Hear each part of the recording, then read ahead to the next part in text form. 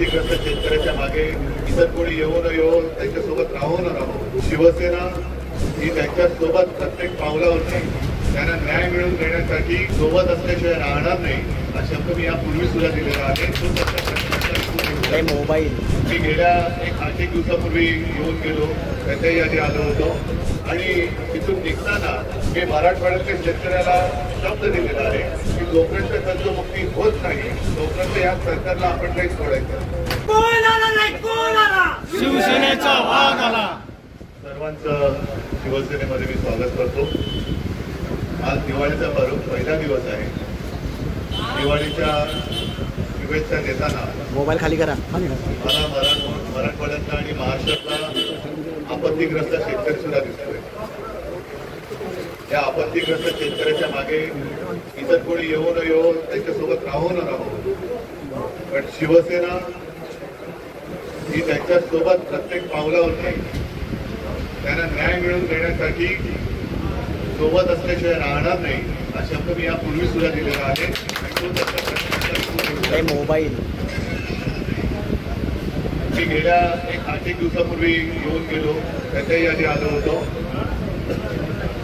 आणि तिथून निघताना मी मराठवाड्यातल्या शेतकऱ्याला शब्द दिलेला आहे की जोपर्यंत कर्जमुक्ती होत नाही तोपर्यंत या सरकारला आपण काही सोडायचं. आणि तुम्हाला कल्पना आहे, तुमच्या सगळ्यांच्या ताकदीनं तुम्ही सरकारला सांगितलं होतं, कारण सरकारची अशी फसवाफसवी सुरू आहे. ठरवून गेलेल्या जमिनीला 3-3.5 लाख रुपये पर हेक्टर त्यांनी जाहीर जरूर केले.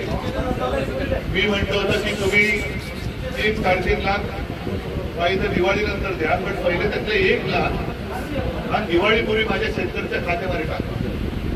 त्याच्यानंतर कर्जाचं पुनर्गठन नाही, कर्ज पूर्ण माफ करा ही आपली मागणी.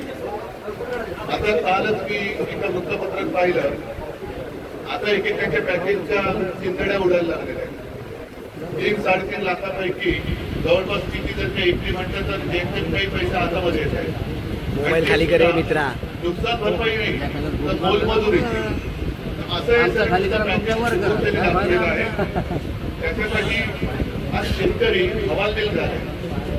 मी मुंबईत असलो तरी सातत्याने माझा अंबादास आहेत, खैरे साहेब आहेत, मोहनदादा आहे, या सगळ्यांचा संपर्क सुरू असतो. काय काय चाललंय, किती पॅकेज आलं. मी जरी दिवाळीनंतर येणार असलो तरी अंबादास, विनोद तुम्ही पण आहात, खैरे साहेब आहेत, राजू तुम्ही आहात, एक काम करायचं आणि त्याच्यात मला तुमची मदत नाही. तुम्ही आता म्हणालात ना दादा की आमचं काम बघा, मला एक काम नक्की तुमच्याकडनं करू पाहिजे की तालुका पातळीवरती आपली पद्धत पाहिजे.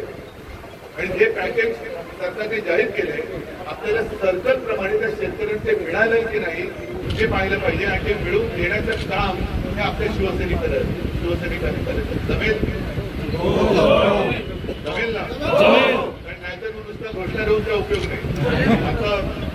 आता मला म्हणजे कळेच ना काय आज आनंद घोषणा दिली. शेतकऱ्याचा अंदाज कमी नाही, शेतकरी अंदाज असते.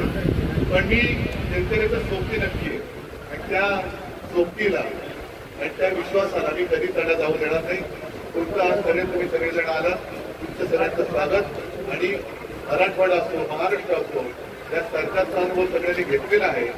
या सरकारला तर घालवायचं आहेच, पण आता प्रथम संकटात सापडलेल्या शेतकऱ्याला या संकटातून बाहेर काढण्यासाठी सगळेजण मैदानात उतरूया. पुन्हा एकदा सगळ्यांचं स्वागत करतो. धन्यवाद. आता ते केंद्र सरकार